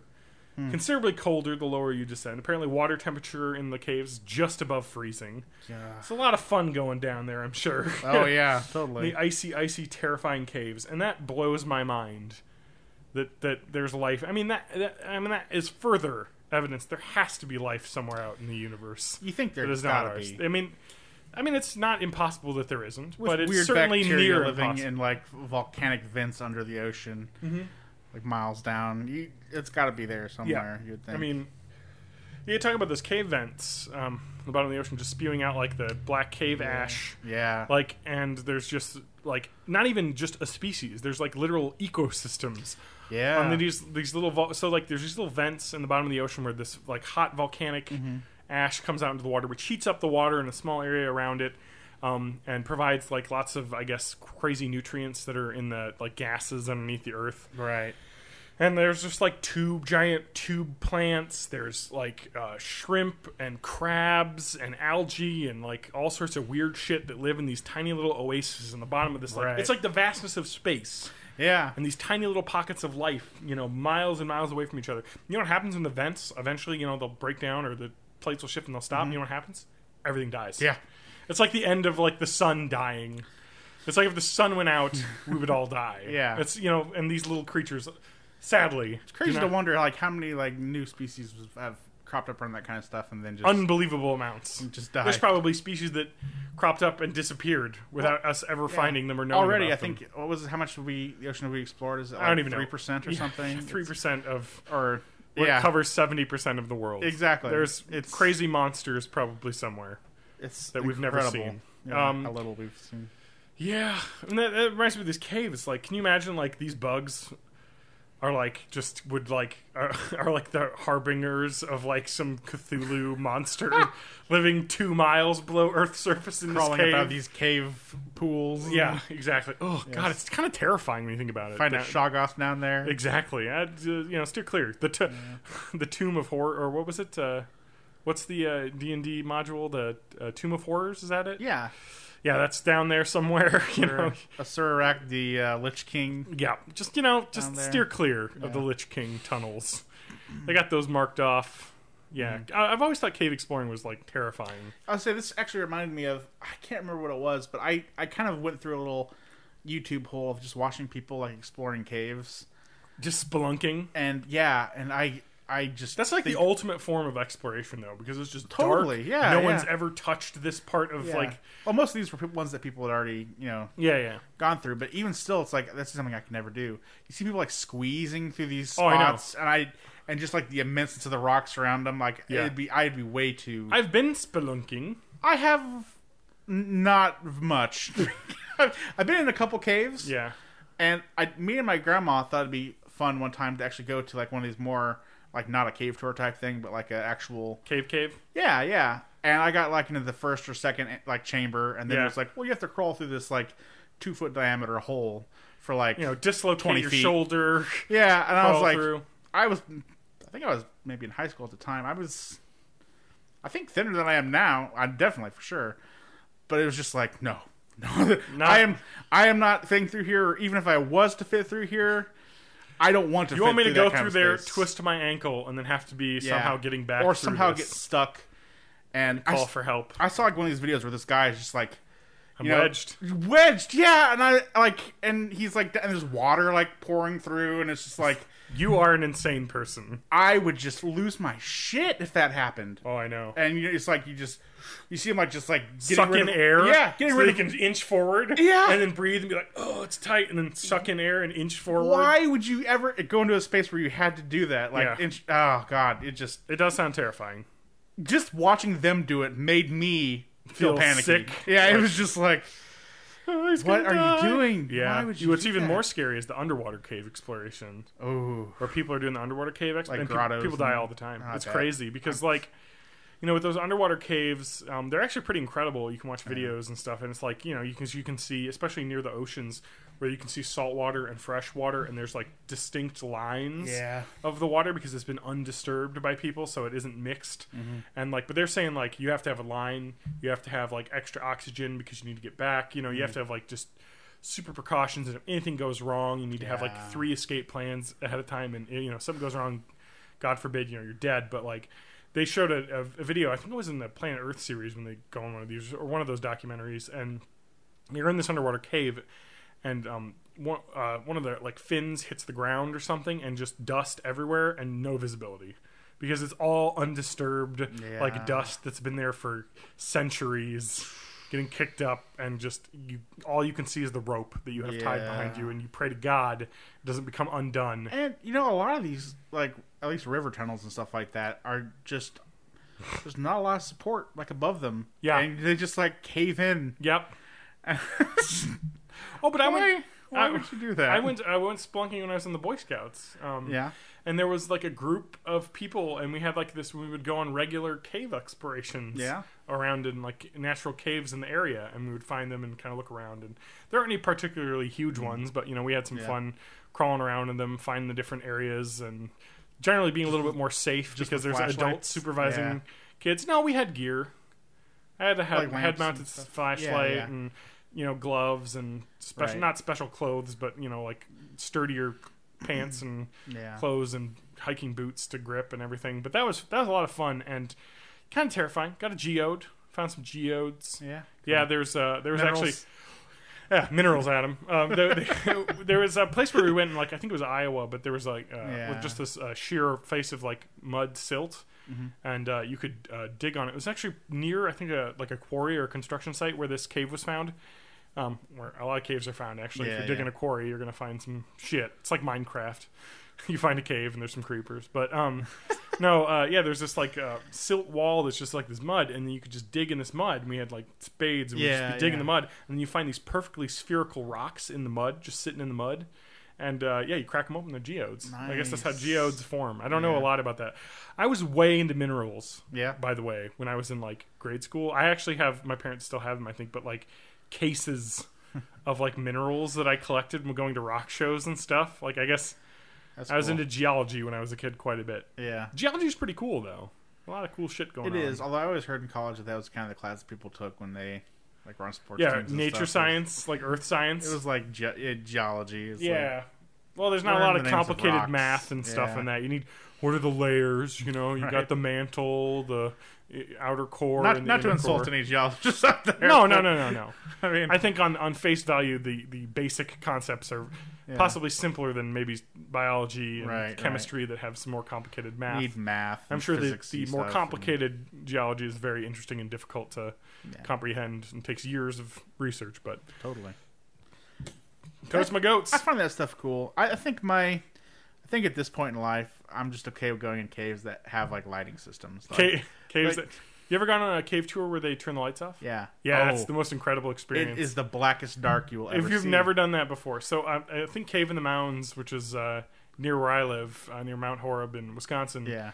But they do lots of cool tours, and it's a really neat cave. And they have a really good like system set up with that. But they'll take you into a really far back part of the cave, and then they turn off all the lights in the entire cave system. And it is like you can close your eyes, and you think that's like dark. Yeah. Or you're in a dark room where you close your eyes and you think that's dark, but there's still light. There's still light. And in this cave, there is zero light. It is null darkness. Light. Yeah. It is kind of terrifying. I mean, it's where you can touch your face and you can't even see your hand. You can't even like when you have your eyes closed and you put your face. You can kind of see just slight shadows, and that's just not there. No, it is absolute black. Horrifying. Yeah. Being caught in the dark. I didn't go to Cave on the Mount. I went to, I think, Crystal Lake Cave, which is around Dubuque. Yep. Which is really cool, too, because there's a underground lake there. Yeah. And, we went to one of those where you could get on a boat tour and go across the underground lake. Fuck me. I would not even do that. that would totally, freak me out. I was terrified of that, too, because I hate boats. Yeah. I'm not a boat person. But it actually kind of came up, there's a part where, the tour goes in, and there's, this kind of opened out, almost like a window out over the lake, and you just kind of see it in this huge lake. It just goes way out into the cave. And they let you feel the water because the water is not super cold. Really. No, it's because it's towards the top of the crust. It's temperature controlled. Yeah, they told us it's it's naturally 45 degrees or whatever here. Yeah, and the water's even I think a little bit warmer than that. But yep. It was just it's cool. This is pure cave water. We get to mess around with it and stuff. And and I think that I also went to that. I think it's in Spring Green. Actually, there's that Cornish mine. Okay. We take an elevator down there and you see the mine. Yeah, that's pretty cool. I've been in a couple of those in the Rocky Mountains. Those are neat. I those kind of bug me too because it's not so bad when you go down into the cave and they're big caves and stuff like that. When you go down to a mine and you can. I don't know. I'm And you're not like, very. and you're like, oh, the 1860s prospectors that built these railings, were they engineers with sound design? Like, Yeah. am I going to be crushed? That's part of it. There's also something too, like just walking downstairs into a cave is one thing, and caverns are sometimes big, sometimes kind of small. Yeah. But when you go down to like this mine, I think we got into an elevator, and you just go down And down. and down, Yeah. and down, and I'm not really that very claustrophobic. I am extremely claustrophobic. I'm not usually, but I mean, you go down that far, and the walls are pretty close, and I just could not help thinking about all the earth that was above me and Yeah. how much that must fucking weigh. Yeah. And it's just like you think Infinite weight. Yeah, exactly. It's like, how am I not dead right now? I could die any second. Yeah. It's just like, ugh.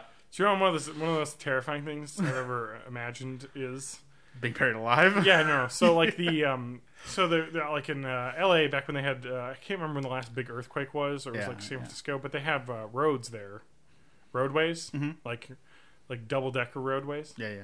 And during one of the earthquakes, the upper part of the road collapsed onto the lower part of the road. Ooh. And you see the cars are a foot high, Yeah. and there were people in there. Ugh. And I think that's the most terrifying thing I can imagine. I being instantly crushed to death. I actually wouldn't be minding that. Well, I mean, You wouldn't mind being crushed to death, Adam? No, I would mind. There's a couple websites where you can find some big ladies I that do that for you. For a price, Adam. listen. I would mind being crushed, but I think at least in a situation like that, you'd be like gone before you even knew anything. You'd be like, yeah. you'd hear the crack, you'd look up, and it'd be like, well, my face is gone now, and my head. But I don't like that at all. I mean, I've been... what worries me more is like I heard you always hear these stories about like these fucking once again mines or or some other thing like not to be modeling but like 9/11 or something like that where you people like Jesus. going through the What are you, Fox News? no but like Bringing up 9/11 every 20 minutes? You should see here. Adam and I have been hanging out this weekend. It's 9/11 this, 9/11 that. Every other sentence. I think that's not true, Well, but they won't know that.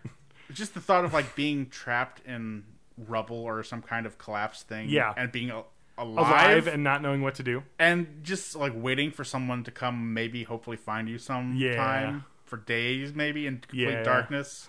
Well, with cave people, the new show on History Channel next year, after swamp dudes and alligator skin trucking and bullshit they have. Ostrich Tango. Yeah, whatever. Oh, Jesus. There's way too many shows. People have way too much time on their hands. Yeah.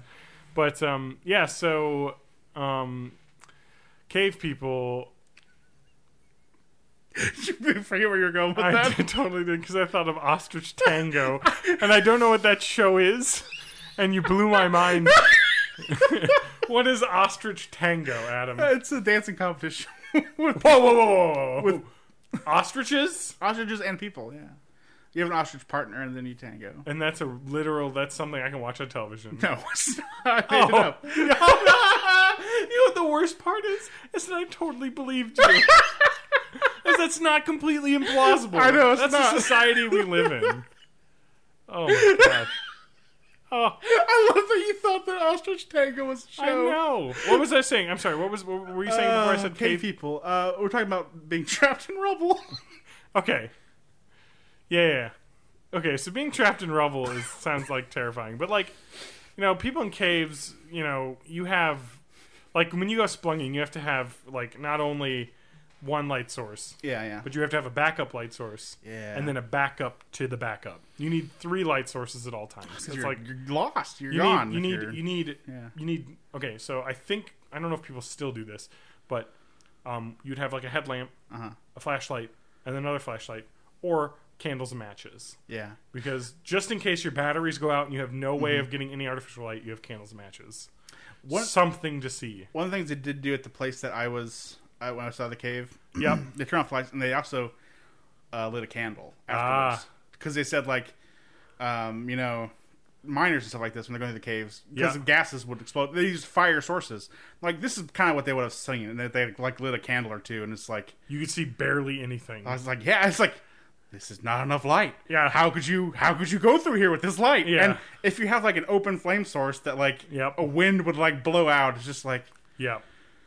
I don't know. It blew my mind. And they'd have canaries, of course. Yeah, and it also made every fucking shadow. Yeah. Like Terrifying monster shadows. Yeah, in a big, huge cavern. Where caves. Caves are terrifying. That's the Born in the 80s thing. I agree. Yeah. I'm not like. I guess I say I'm claustrophobic, but I'm not really claustrophobic. I'm more like people phobic. Is that a thing? I get that. I don't like big crowds. I don't like being in a big crowd of people. I don't like being in like a really crowded place. Me either. I don't know what that is. Like, which is weird for me because I'm super tall, so I'm like way ahead above everybody else. So I'm not like really crowded in. But I don't know. It just makes me see the enormity of the crowd I'm in. I don't know what it is about crowds that terrify me. I feel self-conscious about being big in crowds. You know, like you're taking up more room than everyone else. And you're like, I'm sorry. You know what? Being a tall person, you just get over it. You're like, I can't change my height. This is the size I am. I'm sorry, people. It's like when I get on planes. And it's like, I'm sorry. Like, people in front of me, behind me, whatever. Yeah. I'm sorry. Like, this height is what I am. Yeah, yeah. I cannot control it, and I apologize that you're not going to have your seat back the entire flight. And every single flight I've ever gone on, the person reclines their seat into me, and it hits my knees, and they look back, and I'm like, sorry. Every goddamn time. Yeah. And it's like, I really, I wish that they wouldn't have, crammed a billion seats into this plane so that we all have to be crammed in like sardines, and I can't. That's part of the reason I hate flying, because I just hate being crammed in with all these people in a small space. Because I just something about just large crowds, like there must be some sort of actual phobia. I'm not like, oh my god, I'm terrified phobia. It's just it kind of just gets me on edge, sets me on edge, gets my teeth grinding a little bit, So that's why I need Xanax for flights. It just gets you feeling good, feeling good about everything. I'm not claustrophobic until it gets to the point where my movement is hampered. I hate feeling. That's true though, because when you're like, okay, if like shit went down right now, I can't move freely. Yeah. I think that just goes back to just this deep seated predator prey type thing where it's like, if I can't move, the tiger will get me, or if I can't be in a position where I can run, it's joke's on you. Tiger would outrun you. I know, but it's just that. But you would have the feeling like you had a chance. Exactly right. You don't feel crowded in. Yeah. That's me though. Yeah, I don't like crowds. So if I ever move to a big city, it'd probably be bad because I don't like crowds. I like deserted areas. I don't like crowds, but I'm okay going through if we're walking or I'm okay on the street. I don't like waiting in close areas with people. Yeah, I don't know. Being surrounded by that filthy, germy people. It's not even that. I just now you have the added fear of crazy people holding concealed weapons. That doesn't bother me so much. I don't know. I mean, it wouldn't bother me except for instances where people drop guns that go off. That's very. It has happened. Happened at Chipotle, which made them stop. Was the first instance, and there was a second instance. The thing is, if you're going to lose a gun, you're supposed to let it drop. Yep. Because there's way more chance of you actually firing the gun trying to catch it than there is of it going off. Guns are mostly designed not to go off when they fall. Yes, except for when you are some crazy gun nut who puts on a special hair trigger and on their gun. There's definitely exceptions, but they're not built to go off without the hammer hitting the ignition cap, but sometimes it happens. And I feel like any situation where a whoopsie-doo turns into a, oh my god, you shot my child, is a bad thing that we should try and avoid in all places. That's my fear. Is that, guns are tools, but they're also tools if accidents happen, someone could be dead. And having those everywhere seems dangerous. Yes, I don't know. I waffle back and forth on that. It's just one of those things where if accidents happen, it can be very bad. Yeah. Versus accidents. Like if I dropped a taser or a knife or something that I was using to defend myself with, it'd be fine. Drop a gun, it could kill someone. That's not safe. Because accidents do happen. You can't do anything to stop accidents from happening. There will always be accidents that happen. It's just that now they're deadly accidents. I think something should be... Yeah, I think you have to figure in like the chances. I mean, you could technically kill somebody by dropping a knife or something. But... Dropping a knife. Let me just step over you. Whoops-a-doo. Drop my knife. Well, it's in your chest. Maybe not dropping a knife, but like tripping and stabbing someone or something. What? So I'm walking around knife first? Is that what you're saying? I just have a knife pointed out in front of me and I'm just like walking through the Walmart and I fucking step on a packet of Maybe you're sauce approaching someone for some reason. I don't know. with a knife? No. I don't go knife first into You every could trip and stab yourself with a knife. That's true. So That's why you keep it sheathed. maybe it goes through the sheath. If the weight falls on it, it shoves it through. You know what? That's fine, but I'm not killing anyone but myself. Maybe. Who knows? You might be able to kill somebody with a knife. I think that... What if you're holding the knife and you trip and you throw the I'm pretty sure... into a child's throat, John? I guarantee you the falling down and accidentally stabbing someone defense has been used in many courts of law and been stricken down by people being like, no, that's stupid. I bet it happens as often as a gun firing when dropped. No. It happens close. way more often. I don't think there's actually that many cases of guns being fired when they dropped. Okay, but it happens more than someone tripping and whipping a knife at someone. Show me the numbers, John. Okay, you know what? You're right. You got me. I don't have the numbers. I'm sorry. Because there are 0 cases ever. I honestly don't think there's that many cases of guns accidentally going off. But there are cases of elderly people fumbling and people that aren't properly trained. Because, to conceal carry, you don't even need as much of a class as a hunter's license would be to, have a gun course. But, that's fine. No, I'm definitely not advocating people having guns who don't know how to use them. Yeah. But unfortunately, that's impeding on their Second Amendment rights to make them go do a 2-hour seminar on proper gun etiquette that they probably should have been taught when they were kids. Yeah. I mean, I know proper gun etiquette, and I don't even care. I don't even have a gun. Yeah. But I know it because I was in the Boy Scouts and they taught us how to use guns, but I know how to use it. Never point it. Never point the rifle what we need to do, John? anywhere. We need The rule is don't point a gun at anything that you're okay with dying. The solution to not this okay with dying. is to teach kids how to use guns in school. Okay, get Eddie Eagle, the NRA spokesperson. Exactly. Oh, God. There you I don't go. want to get into a guns debate Problem with you. solved. But problem solved. Teaching it in schools. Or you could be like that school in Oklahoma that teaches children self-defense techniques on how to beat up intruders and school shooters. Stupid. And it's yes, there's going to be a school shooter in your private Christian school in a walled-off compound in Oklahoma. Plus, I'm pretty sure it's been That's shown... after 9/11 when, speaking of 9/11, Adam, your favorite topic, when they were interviewing people, and this was in that Fahrenheit 9/11 movie, which is not great, but has some also not very true. But it has some good parts because it does interview some people, and there's people in fucking bumfuck Minnesota, and they're like, well, I don't know. I mean, we're not safe here. There's a Walmart down there, and it's like, dude, terrorists are not attacking a Walmart in bumfuck Minnesota. I know. Don't be afraid. There's no need to fear. Just fear-mongering is bad. Yeah. No matter Totally. who you are. NRA, anti-gun people both use fear-mongering. That's Because the true. NRA is everyone's out there to shoot you, and the fear-mongering people for the anti-gun are everyone that has guns an idiot. Yeah. Well, I'm not going to defend a lot of what the NRA says because they are... a lot of what they say is... There's gun rights, and then there's the NRA's idea of gun rights. And there's the responsible gun ownership rights, and the NRA saying, fuck responsibility. Yeah. We should have all rights. All of the rights. Give them to me. I saw it on the Daily Show, but there was TDS. something about... The Daily Show. Yeah. Jon Stewart. Something about one of the states that was going to... Enact about the smart gun. smart rule. gun? You've heard about the smart gun? No. It's something that you... Is this fucking Plava Laguna? This fucking, is this the Fifth Element technology? Not quite. That gun? Where you point it at something and it can shoot it no matter which way you're pointing? No, it's not like that. That was awesome. That was awesome. I don't know how those bullets curved in midair in that movie, but whatever. This is a gun that does not fire unless there is a watch on your wrist Okay. that matches it. Unless you drop it. No. And then it can go off. I don't think so. Anyway. Um, Anyway, that actually happened in Chipotle. Someone dropped a gun and it fired a shot and it went across the room and embedded itself in the wall.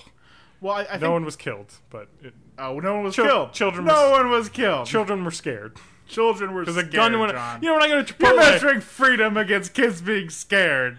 when I go to the Chipotle, I don't want to worry about a gunshot ringing out. I worry about gunshots at Chipotle all the time. Well, in this neighborhood, No, actually, it's not that bad. no, just a little bad. No, but the smart gun thing. Yep. I don't know if it was Vermont or New Hampshire. Is this like the new Samsung smartwatch for your phone? It also has smart gun technology. No, although those new Motorola's look pretty cool. I know, right? They do. But anyway, New Hampshire, like Vermont or something like that, was going to initiate a law where the only guns that could be sold were smart guns. Okay. So you could not fire them unless they were in the right hands. But Adam, what happens if I'm in the shower NRA, and a terrible man comes in? you won't be able to use your gun against you. But I won't be able to defend myself from the scary gun that he had that he bought legally through the system. You can't if you have your gun in the shower. I don't know. You know what? I guarantee you there are some people that probably do that shit. But I think most people would not have their gun in the shower with them. That's personal decision. Especially if you have If children. you don't want to be safe in the shower, John, that's your decision. You know what? You're right. It's your right as an Uh, American citizen to feel safe in your own shower. But anyways, the NRA was going to do something. I suggest locking the doors. Was going to do something ridiculously stupid. At which point, like, the other people said, "Oh, they were anti-smart gun," Okay. and they did this whole like fucking insane thing, like if you do this shit, I don't know what the fuck. And anyways, they They're backed going to down. send armed people to a ranch in Nevada to point guns at police. They backed things down Yep. to the point where they're like, "Okay, well, whatever," but it's basically a win-win situation. Okay. NRA Wait. Did you say NRA and win-win situation in the same sentence? No, it's not the NRA. It's the New Jersey okay. person. They Okay. changed the law, so it was basically win-win for everybody. Like they Okay. could sell smart guns, they could sell other guns, whatever. But the NRA is like, no smart guns, no guns that could potentially be safe. We don't want any of your bullshit safety.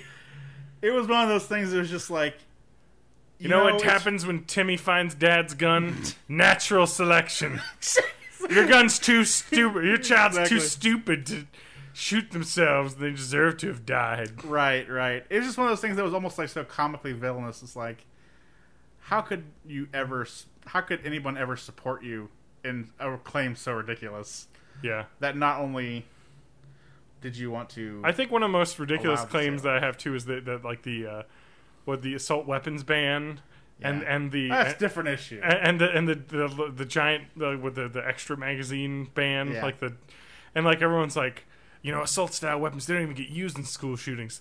Look at the Sandy Hook massacre, of which I will call it because it was, but he was using just off the shelf pistols and rifles, and it's like, and he would have killed a lot more kids if he had a better gun more easily available. Maybe. No, definitely. I mean, he would have gotten more shots off. It's that simple. Yeah. So it's like they're like, "Oh, he didn't even use him." It's like, well, if he had him, he would have, and it would have been way worse. So how about we just think? You could have gotten one if you wanted one. Anyway. I don't think that he planned it out to that degree of where he was I'm not saying he going to did. be buying a gun. But we all know, John, from watching True Detective, Yes. that every once in a while you need to have an AK in your toolbox. That's right. So- An AK, some grenades, Yep. sweet biker jacket. Exactly. That's right. No ban on assault weapons. You heard it here first. That's right. Everyone should have an AK in their Rust toolbox. Cole can have Rust an AK. Cole. Rust I can have an AK. Exactly. I kind of want an AK. I think that's my favorite assault rifle. Is the AK. It's probably the best. It's like hands down. I'm trying to think of the equivalency of it. I think it's like the American like military Jeep equivalent. It's It's like like it the- runs through anything, has millions of replacement parts, and everybody has one. What were the police guns they use? The Glock. It's like a Glock. Yeah, It's just works. Yeah, it's these- like literally it's as much of a tool as you can get. Exactly. It is mechanical, no bullshit, just point and click. It's the assault rifle version of the Glock. Yeah, exactly. And I always thought that's really cool and just well designed. Yeah. And they're Unlike- surprisingly accurate. Unlike the American M16, which was horrifically bad when it first came out. Of course, they're They use considerably, AR-15s now. considerably better. But the rifles in the Vietnam War were ungodly bad. It's like, oh yeah, don't get it wet. okay, we're in the jungle, in the rainforest. Let's try and not get our guns wet. I think snipers even still use like Garands in Vietnam because they're better. They just work better. Yeah. It was less good. It was not going to jam. World War II weapons. It was well made. Exactly. Well, I don't think he used Grand. I think he used Springfields, which was the sniper rifle of choice. The Springfield. I saw something on a dude who used. I mean, it could be Grand too. I mean, hell, I'm sure they were like, if you want to bring your own gun, whatever. Probably. As long as you can supply the ammunition yourself, whatever. That's like it's like those. If I was ever in the military, which would never happen now because I'm too old and way out of shape. But if I would have been in the military, I would have wanted the ability to carry a saber into battle. You know, like a Civil War. I always thought that was the coolest thing in the entire world. You know, like a Civil War general pointing, like unsheathing the saber and pointing it, and people charging in that direction. Yeah, just like that is something. Like when virtual reality exists, like to a point where I can be in like the fucking holodeck. I want the ability to be on a virtual horse, pointing my like sword at people and just charging down the hills into cannon fire. I want the ability to have my sheath katana do the Iai Jutsu, where you do the draw to slash to like from 3 miles away. Where you do or the and then the sheath and blood exactly spatter. Exactly. Thing, yeah. You want the anime exactly jump across the field and then sheath your weapon and then the guy slides in half. Exactly. Yeah, that's pretty badass. Yeah, I can't argue with that. All right, is this wish time, Adam? It is wish what time. Is this? Is this wish time now? Are we wishing? We're wishing. All right. So, well, I think that's going to do it, though. Yeah, we're done. Adam, so. Unless you got anything else you want to talk about? Nah. Yeah. Oh, nope. All right, that's the end of the episode. If you want to go to www.bornintheeighties.net, we would normally have a BW send a comment there, and we are after out. the episode. However, excuse me, Adam. John, I'm ending the episode. Did not watch Yo Jumbo. Okay, so I was planning on watching it with Adam, but he watched it without me. So he didn't tell me he was planning on watching it with me. Well, I just assumed you hadn't watched it because you procrastinated like crazy. No, why would I do that? You did it. We both procrastinated when we were here together and made the decision together. Adam, how was your Jimbo? Good. It was really good. All right, that was the BTCWWT. You'll have to watch it, and we'll have to talk about it next week. Yeah, sure, because I'm sure. But I just wanted everybody to know I did my homework. I just want a listener poll. You can go on Facebook. You can go on the bitecast@gmail.com. Yeah. You can go on bornintheeighties.net. Send us a message if you actually care about the bi-weekly Criterion Collection Theater. Yeah. I guess. Because sometimes I can't watch old movies. Got to be in a mood. Oh. Especially because I'm not going to watch it with Lauren because she'll be like, no, I'm not watching that bullshit. So I have to sit alone watching a foreign movie by myself. John, that's what I do every time. I know it is because you live alone. But when you live with someone else and you're like, hey, babe, I need the TV for 3 hours to watch a samurai movie. It's only 2 hours. Not even 2 hours. I know. Hard to fit in my schedule. Mm-hmm. I'll watch it. Yojimbo. Next week, then. Yeah. 100%. Yeah. So, listeners. I'll have forgotten it by then, but yeah. I'll be fresh on it then. Okay. You know, we did Rashomon without me having watched it recently. Yeah, that's true. But I had seen it, where I have not seen this, so it would be kind of weird. I should have just lied to you and just muddled through it, and you've been like, yeah, that part have where... you seen Yojimbo? No. Oh, okay. That part where that character does that, I'm like, yeah, that was great, yeah. That's good, yeah. No, we have honor in our Do we have honor? BWTCCT. Okay. We are with honor. Yes, with honor. All right. Well, that'll do it for this week, and we will catch you next time. Yeah. Born in the 80s, your podcast about spelunking. Until next time, watch Ostrich Tango. Ostrich Tango. That's the title of the episode. All right.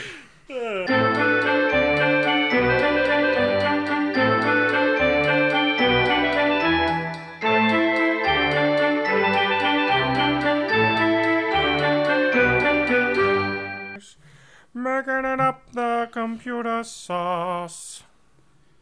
Making it up the computer sauce.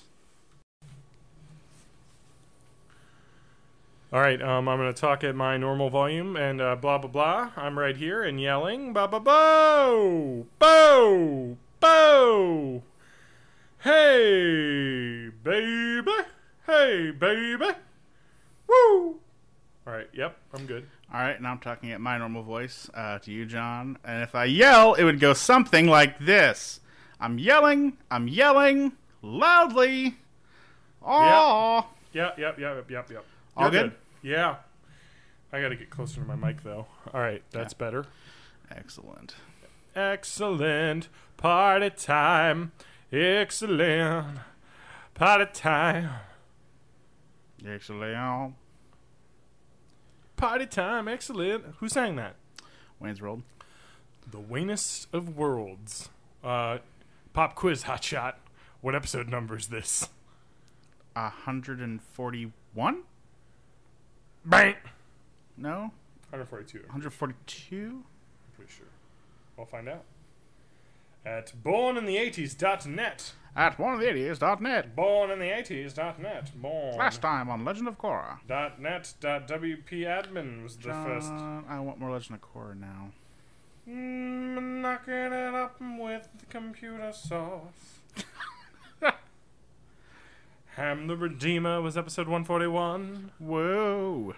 Happened to the Evernote web to look at my joint notebooks called Born in the 80s, and I hate that it makes a new tab every time I click it.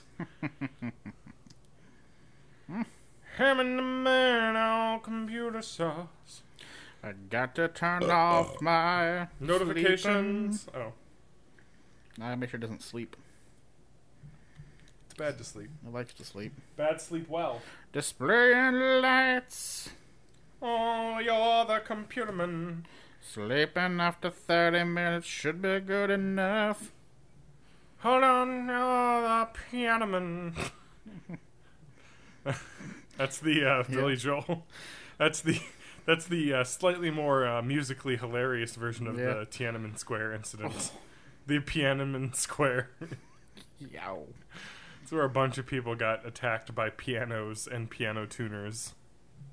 I'm sorry. I'm so sorry. Piano man. Adam is on TV. You ever been on TV? Yep. When? When the new Star Wars When came I out. murdered someone. Actually, when the old Star Wars were coming out. Really? Yeah, I was waiting in line for the first one when it was remastered. Look at this fucking nerd. Basically. Really? Yeah. And they were right to do it. And they were interviewing people in the crowd and such. And search. And search. And such. I'm gonna hold on, piano man. I'm gonna get some headache medicine. Okay. Oh. Sing me a song tonight. Oh, we're all in the mood for a melody. And everyone's feeling alright. Actually, don't use Tylenol, use ibuprofen. Generic. La da da da da da da. Just gonna leave. La da da da da da da da. Thank you for bursting out the wave form. That's what I'm here for. No, you're not. Here for bursting out the wave. Bursting out the wave. Do you know what we're gonna talk about? Not a clue. I know we have some topics that are mostly old and a couple new that you've added. I added topics and Adam didn't. Adam sucks. Well, we usually get talking on other things. About what do you have to give us? Adam, did you bring any topics? Do you have anything to talk about? Yo, Jimbo. That goes after the episode. Except it During won't. the TCBBC DBT. OGMFM Yeah, the LGBT. BWTCCTBBQ WTF. Right? LGBQT. LI. Hey, LGBQT. It's like a pickup line. No, it's not. Get Nobody. Because QT is like cutie. Puns. Adam is the only one laughing. All right. Oh, fuck. I touched the table. Often the case. All right. Well, do we know what we're talking about? True detective. Turd detective? True detective. Turd detective? Yep. What a moment, true detective. True blood detective. Urban. What? That's the song. Ribbon ham ham. I said running a hana. Oh. All right. Thank you. There's a horse in the room. Yeah.